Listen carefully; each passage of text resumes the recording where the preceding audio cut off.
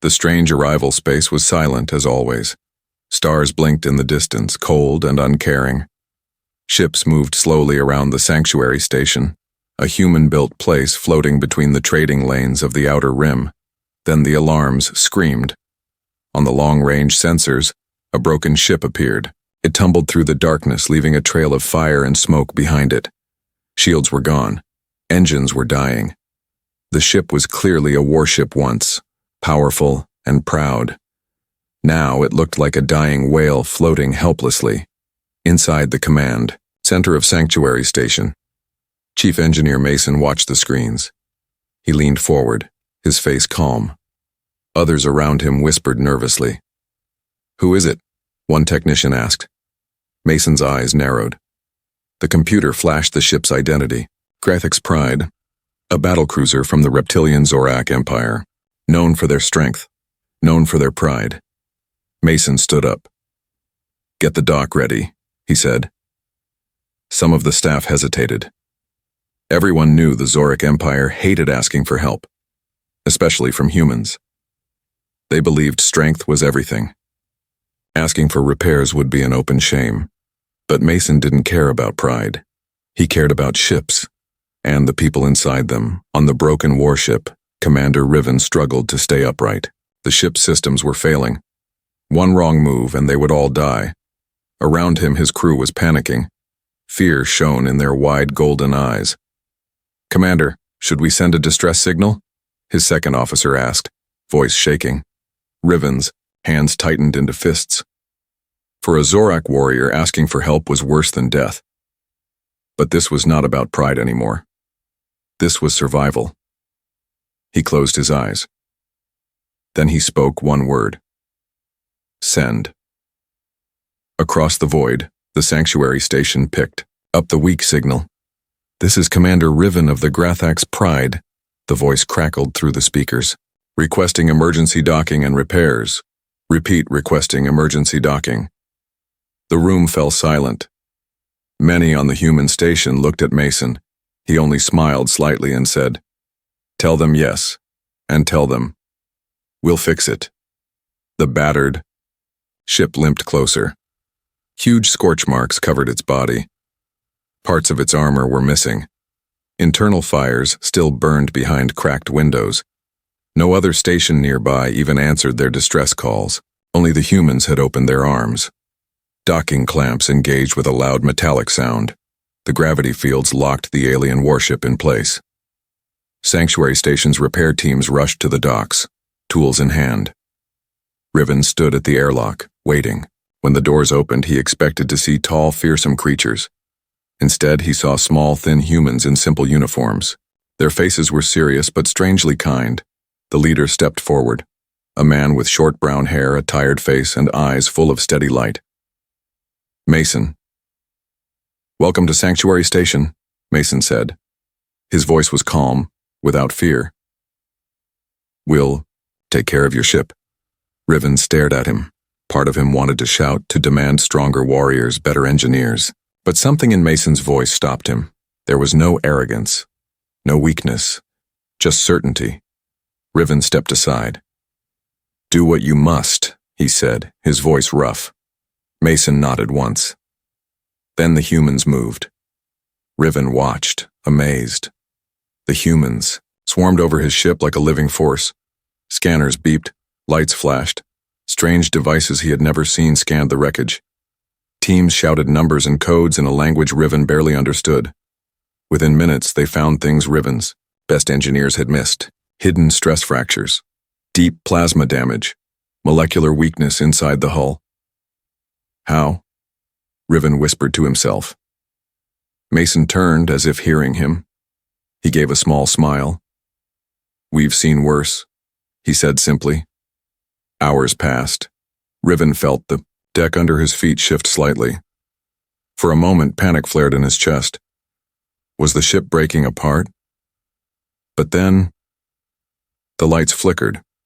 Systems that had been dead for hours suddenly sparked back to life.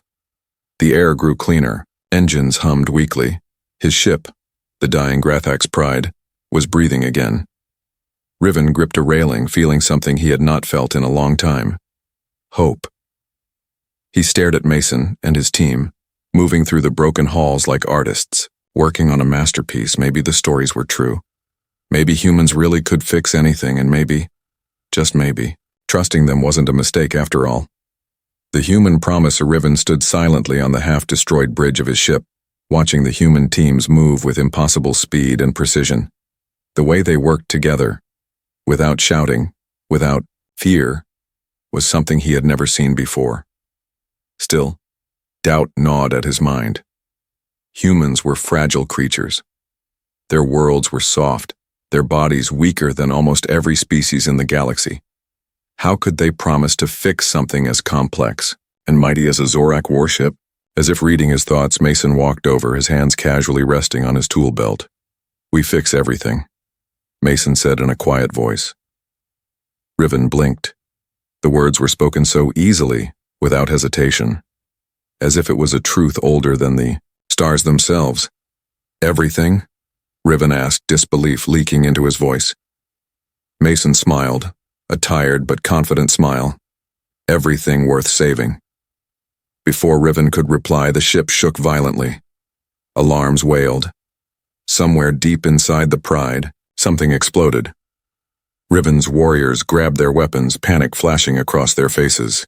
To them, this was the final blow, the ship tearing itself apart from within. But Mason didn't even flinch. He tapped a small device on his wrist and spoke into it calmly. "Damage control, report." A voice crackled back. "Plasma leak in sector 7 ceiling now. Containment field holding." Mason turned back to Riven and shrugged slightly. "Just a small fire. Nothing serious." Riven stared at him. This human spoke about plasma fires the way a soldier spoke about a scratch. He followed Mason down the ruined corridors. Humans worked all around them. Some were fixing shattered engines. Others were patching up twisted power conduits. A few were even cutting into the walls themselves, pulling out damaged systems and replacing them with strange humming devices that looked superior to anything Riven had ever seen. "You don't just repair," Riven muttered, more to himself than to Mason. "You improve." Mason chuckled. "Sometimes you have to break things a little more to make them stronger." They entered a massive chamber, the main engineering bay, or what was left of it. Half the room was blackened from fire. The energy core at the center flickered weakly, like a dying heart. Cracks spiderwebbed across its surface.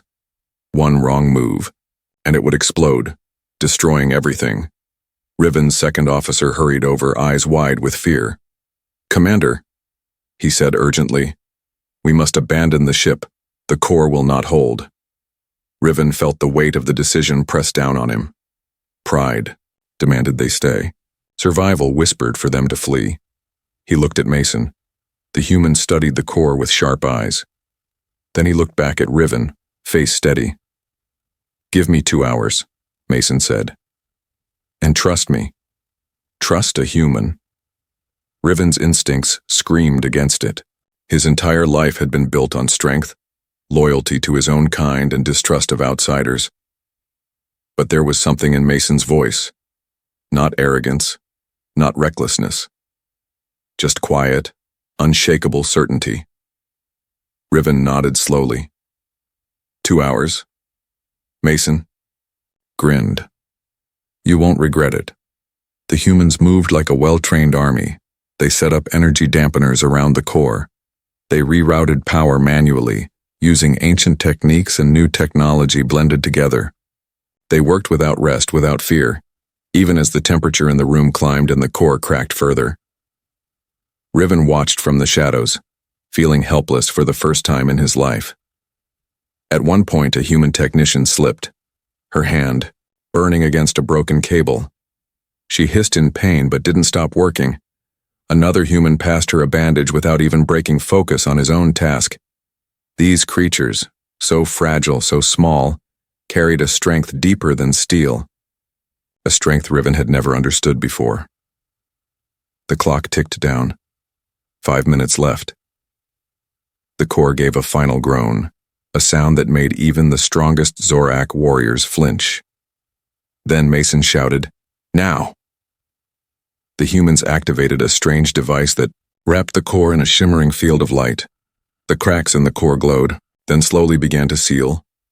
One by one, the systems on the Pride flickered back to life. Engines, shields, weapons, life support. The dying ship was breathing again. Riven exhaled slowly, realizing he had been holding his breath. Mason wiped sweat from his forehead and gave Riven a small salute. "Told you," he said. Riven stepped forward, feeling something strange inside him. Respect. Not just for Mason, but for all humans. "How?" he asked simply. Mason shrugged. "We don't give up," he said. "Not on machines, not on people, not on anything." Riven looked around at his ship, his pride, his home, coming back to life under human hands. He realized then that the old stories were wrong. Humans were not weak. They were the strongest creatures he had ever met. And for the first time, he truly believed that when a human said, "We fix everything," they meant it. No matter the cost, no matter the danger, no matter what. Secrets of human skill. Riven could not sleep. Even though his ship, the Grathak's Pride, was breathing again. Even though the humans had stabilized the core and patched the broken hull. Unease twisted in his mind. He had seen the impossible with his own eyes, human hands turning death into life. But how? How did creatures so fragile, so soft, wield such power over machines? How could they do in hours what his empire's best engineers would fail to do in days? His pride as a Zorak commander demanded answers, silent as a shadow. Riven left his quarters. He moved through the half-lit corridors of his ship, avoiding the repair teams, blending into the darkness. He slipped into the heart of the repairs, the sanctuary docks. What he saw there stopped him cold. In the vast open space, humans worked, with a focus and energy that seemed unnatural. But it was not just the speed or the numbers that shocked him. It was the way they worked. Humans did not simply follow orders. They moved like artists. They listened to the ship itself, pressing their hands against the walls, tapping pipes, feeling the vibrations. They spoke in short bursts of strange code words, making complex decisions in seconds without needing approval from a leader. Mason was there too, at the center of it all, sleeves rolled up, covered in grime, fixing a broken gravity regulator with nothing more than a glowing tool and a piece of wire. Riven crouched in the shadows, his heart pounding. He saw a young human, barely an adult, approach a critical junction filled with shattered conduits. Instead of following the repair manual, the boy closed his eyes, touched the wires gently and listened.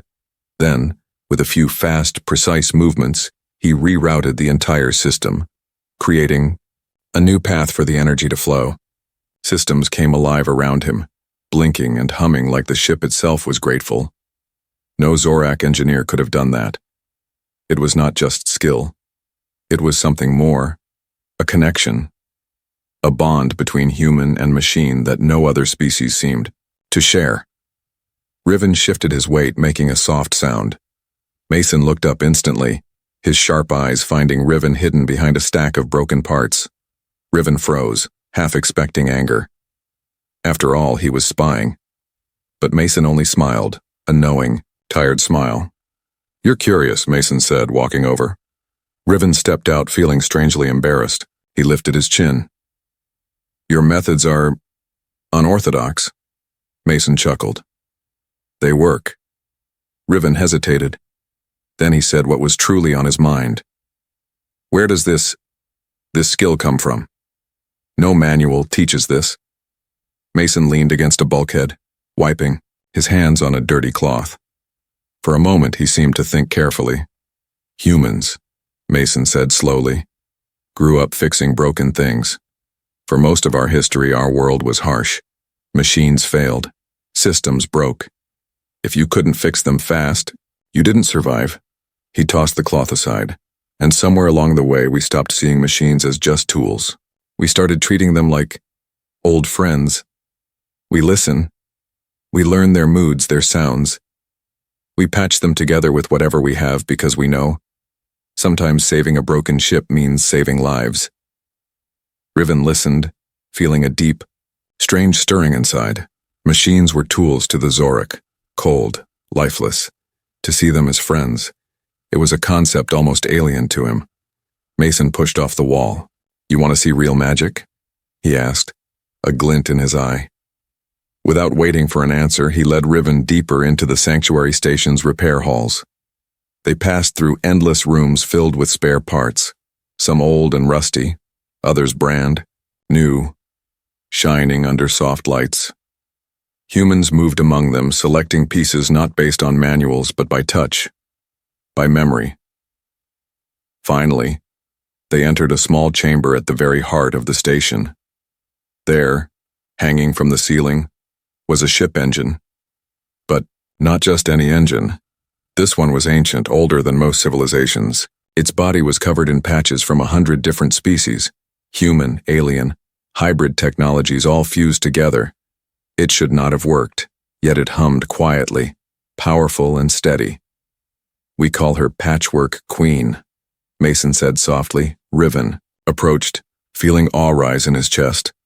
"This engine," Mason continued, "was pulled from the wreckage of an abandoned colony ship 300 years ago. She was dead, scrap, useless." He placed a hand on the humming surface. But piece by piece, human hands brought her back, learned her language, taught her to sing again. Riven circled the engine slowly. He could feel it now. A pulse, a heartbeat. The humans had not just repaired this machine, they had loved it back to life. "This is why alien ships trust human stations," Mason said. "Because when we promise to save a ship, we mean it with everything we have." Riven said nothing. Words felt too small. He understood now. It was not just knowledge, not just skill. Humans carried a fire inside them.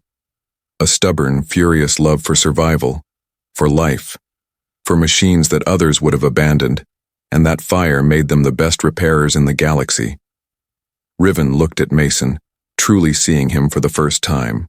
"Teach me," he said quietly. Mason smiled, a slow, proud smile. "We'll start with the basics," he said. "First lesson, always listen. Machines talk. You just have to learn how to hear them." The impossible fix, the Pride, floated silently in space, surrounded by the protective arms of Sanctuary Station. Outside, the stars blinked coldly, unaware of the storm brewing inside the ship. Deep within the Grathic's Pride, something terrible stirred. Riven stood with Mason in the control room, watching the readings from the energy core. What once was a stable, humming heart now showed wild, chaotic signals. Power levels spiked dangerously. Containment fields flickered. The Pride was dying again, and this time, no simple patch would save it. "The plasma core is unstable," Mason said grimly. "The repairs bought us time, but the damage goes deeper. It's like a rotten tooth hiding under a clean smile." Riven stared at the red warnings flashing across the screens.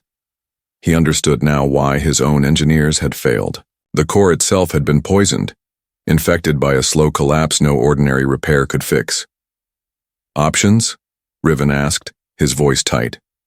Mason tapped the console. "Normal procedures? We'd evacuate the ship, vent the core into space, and hope we don't die when it blows," Riven growled.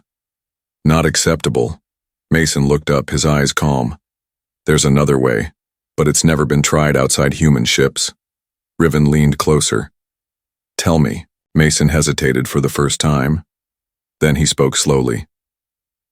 "We build a new bridge across the broken systems, an artificial core bridge. It's like giving your heart a new artery while it's still beating." Riven's scales prickled. The idea sounded insane. Impossible. "You could kill everyone," Riven said. "Yes," Mason agreed. "Or we save your ship forever." Silence stretched between them. Riven looked around, at the worn walls, the tired faces of his crew, the pride that had carried him through 100 battles. He made his choice. "Do it." Mason didn't smile. He only nodded. The humans moved into action. Riven watched as teams raced through the corridors, dragging thick cables and strange glowing devices. They worked in silence, every move planned, every tool chosen with care. The ship groaned under their feet. the core's dying breath rattling through the walls. Riven joined Mason and the lead engineers at the base of the core. "We'll need to connect directly," Mason explained, pointing at the tangled mass of energy conduits. "It's risky. If even one connection fails, boom." "And you've done this before?" Riven asked. Mason shrugged. "Once, during the Battle of Triton's Edge. We had 10 minutes before the core went nova. We finished in 9. Riven's jaw tightened. Humans lived dangerously, and somehow they survived. The countdown began, 90 minutes until total failure. Mason's voice rang through the ship, calm but urgent. "Team Alpha, route plasma feeds. Team Beta, prep the stabilizers. Team Delta, get ready for the ignition link." Humans and Zorak worked side by side now, fear pushed aside by the raw force of survival. Riven found himself hauling cables, welding panels, patching leaks, following Mason's shouted orders without question. The bomb pride shook again, harder this time. "Plasma leak on deck 7, a voice cried. "Seal it," Mason roared back. "No heroes today." The minutes bled away. 60 minutes left. Riven's hands burned from working. Sweat stung his eyes, but he didn't stop. He couldn't stop. The pride needed him. His crew needed him. And strangely, so did these humans. Mason crouched near the core, connecting the final stabilizer manually. His fingers were steady, his eyes locked in pure focus. Riven knelt beside him, passing tools, checking seals, trusting a human with his life. "Ready?" Mason asked. Riven nodded. "Then let's wake her up." Mason slammed his hand down on the ignition trigger. For one terrible moment, nothing happened. Then the ship screamed. Light exploded through the conduits, filling the broken pathways with raw power. The new bridge groaned. Under the strain, cables shuddering like live snakes. Riven braced himself for the blast. But it never came. Instead, the core's wild pulses smoothed out. The violent energy settled into a strong, steady rhythm. Lights across the ship blinked back to full power. The pride, his pride, lived again. Cheers broke out across the ship. Human and Zorak clapped each other's backs, laughter echoing through the halls. Relief flooded the broken corridors like sunlight after a long storm. Riven looked at Mason. The human's face was pale, his hands shaking from exhaustion, but his eyes burned with fierce satisfaction. "Told you," Mason whispered hoarsely. "We fix everything." Riven reached out, clasping Mason's forearm, the traditional gesture of warriors who had fought and bled together. "You are more dangerous than any weapon," Riven said quietly, "and more valuable than any treasure." Mason only grinned, but deep inside Riven knew something had changed forever. Not just in his ship, not just in his crew, but in his heart. For the first time in his life, he understood why so many spoke the name of humanity with fear, and with awe. They were not the strongest. They were not the biggest. But when everything fell apart, they were the ones who saved the impossible. Trust earned in fire, the pride floated proudly now, her systems humming strong once more. Repairs continued, but the worst was over. Or so everyone thought. Riven stood on the bridge, watching his crew and the human engineers work side by side. Something deep inside him had changed. Where once he saw humans as weak, now he saw them as something else.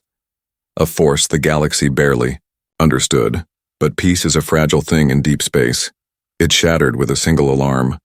The long-range scanners flared red. Multiple hostile signals appeared, moving fast toward Sanctuary Station. Pirates. Not just any pirates, the Dreadmaw fleet. Ruthless scavengers who preyed on crippled ships and isolated stations.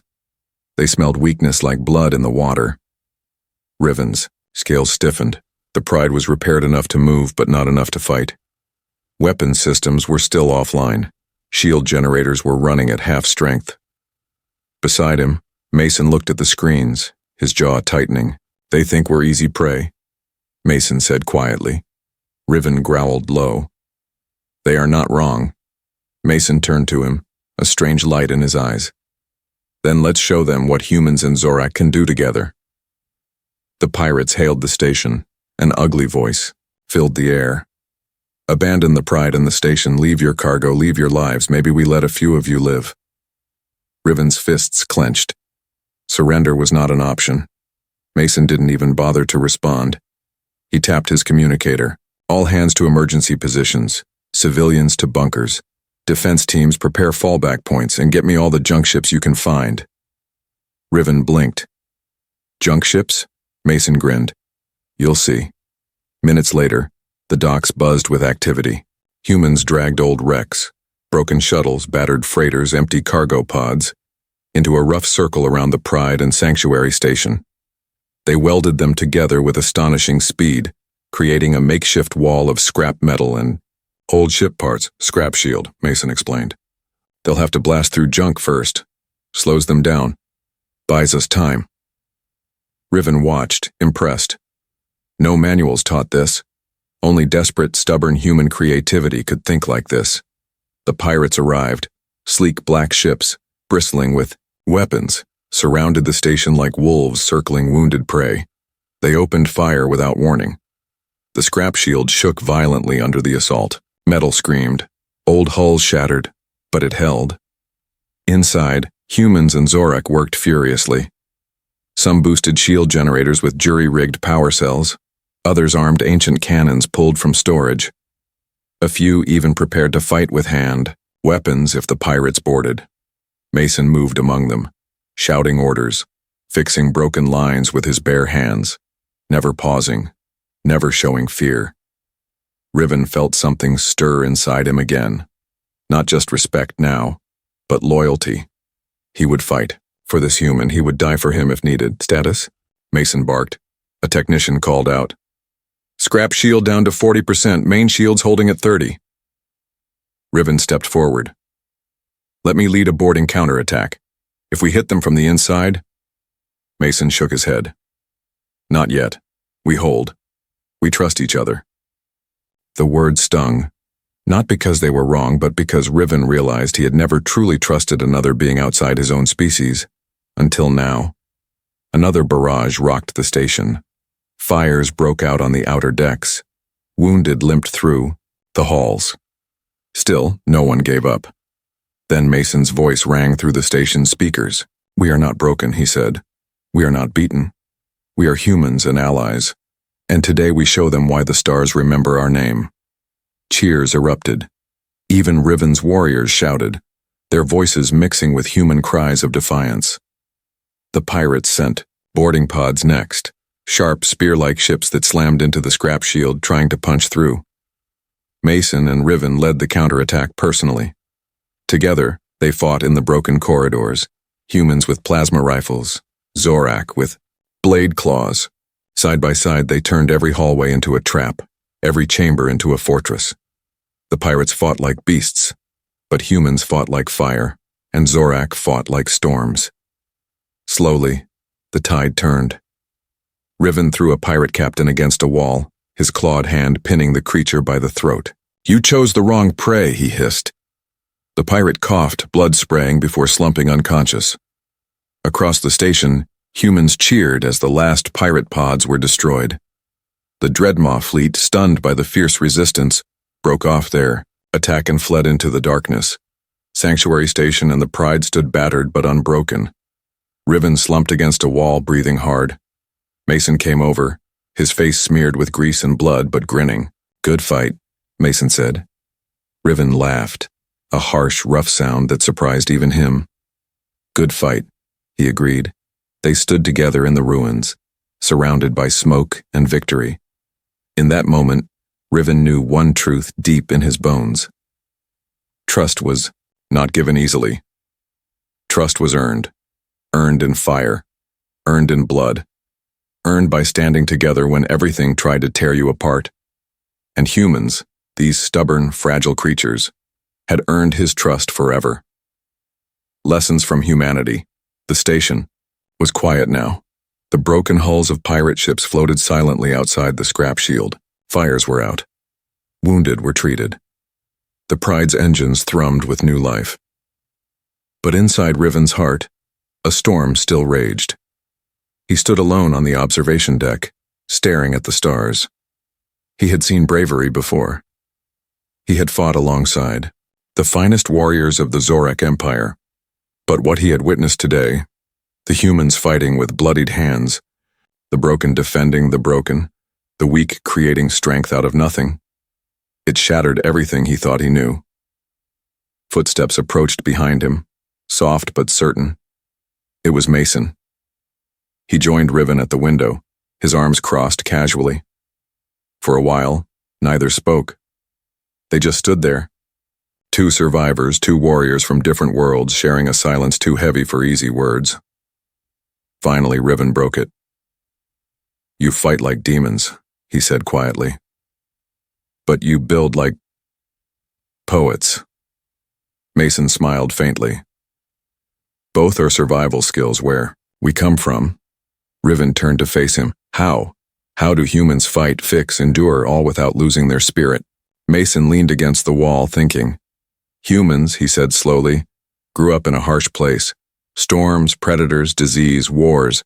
Our world tried to kill us every day. We had to learn fast." Riven listened intently. "But it wasn't strength that saved us," Mason continued. "It was stubbornness. When something broke, we fixed it. When someone fell, we helped them up. When the world tried to crush us, we built new worlds instead." He looked at Riven, his gaze sharp. "We don't survive because we're the strongest," Mason said. "We survive because we refuse to give up." Riven thought about the pirates. They had strength, ships, numbers, but they lacked something deeper, something humans carried in their blood. "And when you cannot fix something?" Riven asked. Mason shrugged. "Then we mourn, we grieve, and we try again." The words hit Riven harder than any weapon. In the Zorak Empire, failure meant shame, punishment, exile. In humanity, failure meant learning. It meant growing. It meant trying again. Riven turned back to the window, seeing the galaxy with new eyes. "There is much my people could learn from yours," he said. Mason chuckled. "And much we can learn from you too. Strength, honor, loyalty." They stood quietly again. Then Mason nudged him lightly. "Come on, there's someone you should meet." Curious, Riven followed him through the damaged corridors to a small room near the docks. Inside, a group of young human engineers were gathered around a twisted piece of alien machinery. They were laughing, arguing, drawing sketches on the walls, with chalk. One girl, no older than a hatchling by Zorak standards, looked up and grinned. "Commander Riven," she called. "We're trying to figure out how your stealth drive works. It's amazing." Riven blinked, surprised. He had seen that drive. It was a masterpiece of Zorak engineering, built by master designers over decades. And here were human children, not soldiers, not scientists, poking it with sticks and laughing. He should have felt insulted. But instead, he felt proud. He walked forward, kneeling beside them. "This component," he said, pointing to a cluster of crystals, "adjusts the energy signature to mimic cosmic radiation." The children gasped in delight. "You mean it hides the ship by making it look like space dust?" one boy said, wide-eyed. Riven nodded. The girl scribbled notes furiously. "That's genius. We could totally adapt that for smaller scout ships." Mason watched from the doorway, smiling. Riven rose slowly, feeling a warmth he hadn't felt in years. Hope. These humans, reckless, curious, wild, would take what they learned and build things no empire had ever dreamed of. And he had helped them, even a little. Mason clapped him on the back. "Not bad for a big scary lizard," Riven snorted. "Careful, human. I might decide to keep you." Mason laughed. "You'd have to catch me first." They walked back toward the main hangar, side by side. Outside, the window, the stars blazed. Ships of a dozen species approached the station now, slow, cautious, curious. They had heard. They had seen. They knew. Humans, and those who trusted them, could not be broken. Sanctuary Station had become something new, Not just a repair hub, not just a safe place, but a symbol, a lesson written in blood, fire, and stubborn, endless hope. Riven looked at Mason, feeling the weight of everything they had survived. "What will you do now?" he asked. Mason smiled. "Keep fixing," he said simply. "Keep building. Keep fighting." Riven nodded slowly. "Then I will stand with you," he said, "until the stars themselves forget their names." And somewhere deep inside him, a part of Riven, the proud, fierce commander, became something else, a builder, a protector, a brother to humanity. The legend spreads. The news traveled faster than light. It started with whispers. Dying ships saved against all odds. Pirates beaten back by a broken station. Human engineers fixing what no other race dared to touch. In dark corners of spaceports, in the grand halls of trading houses, in secret military meetings, one name was spoken with awe and a little fear.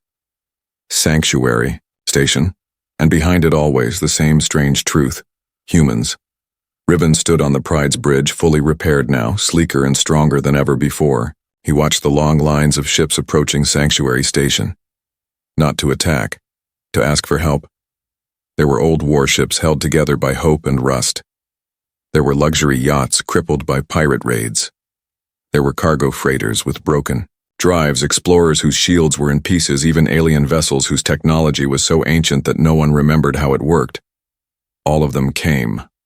All of them trusted the humans. Riven turned to Mason, who stood quietly beside him, arms folded. "They're coming from every corner of the galaxy," Riven said, voice full of wonder. Mason smiled faintly. "Machines break. Dreams break. People break. Someone has to be there to fix them." Riven shook his head slowly. "This is bigger than repairs, now. You know that." Mason said nothing. He knew. They both knew.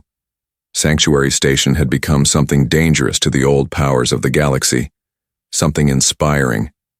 It was proof that strength did not always mean force. Sometimes strength meant standing in the ashes, holding out a hand and saying, "We'll fix it." Across the galaxy, rulers grew nervous. The Council of Tharn held emergency meetings. The oligarchs of the Hyrelian Syndicate sent spies. The Hollow Empress of the Crimson Throne whispered warnings to her generals. "Do not let the humans grow too strong," they said. "Do not let their trust infect our people." But it was too late. Every ship saved by humans became a carrier of the story. Every crew who returned home carried the fire. They spoke of humans who fought side by side with aliens, without hesitation. They told tales of engineers who laughed at death and built miracles from scrap. They whispered of Sanctuary Station, a place where no one was turned away, no matter how broken they were. On one battered outpost, a child wearing a homemade badge of Sanctuary Station fixed a broken water purifier with scraps. On a war-torn colony, a human volunteer rebuilt a shattered shield generator while enemy fire rained down. And lived, in the black markets of the Rim, pirates whispered in fear, "If you attack a human station, you will lose." The legend grew. It slipped through the cracks of power like sunlight through a shattered wall. No force in the galaxy could stop it. Riven saw it happen with his own eyes. One day, a delegation of Tharn diplomats arrived at Sanctuary Station. Their silver ships gleaming, their armor perfect.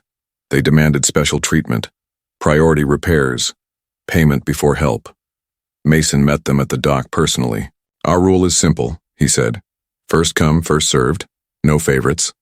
The Tharn leader bristled. "Do you know who we are?" Mason nodded. "Yes." "Then obey." Mason smiled, a slow, dangerous smile. "No." The diplomats left in rage, but word spread. Even faster now. Humans could not be bought, could not be bullied. They fixed what was broken because it was right, not because it was profitable. Riven walked the halls of Sanctuary Station, feeling the change in the air. New banners hung alongside. The old ones, symbols of a dozen species who had found salvation here. In one corner, a group of young aliens learned from human engineers, scribbling notes and laughing. In another, Zorak warriors trained human security teams in hand-to-hand combat, growling instructions that mixed with human laughter. Trust, once rare as diamonds, bloomed everywhere. Riven stopped by a window looking out at the growing fleet around Sanctuary. Mason joined him. "You did this," Riven said quietly. Mason shook his head. "We all did." Riven looked at the human, feeling something deep and fierce inside his chest. Respect, loyalty, family. "What now?" Riven asked. Mason smiled, his gaze distant. "We keep fixing," he said. "We keep building. We keep showing the galaxy there's another way." Riven nodded slowly. He knew there would be threats. Jealous powers.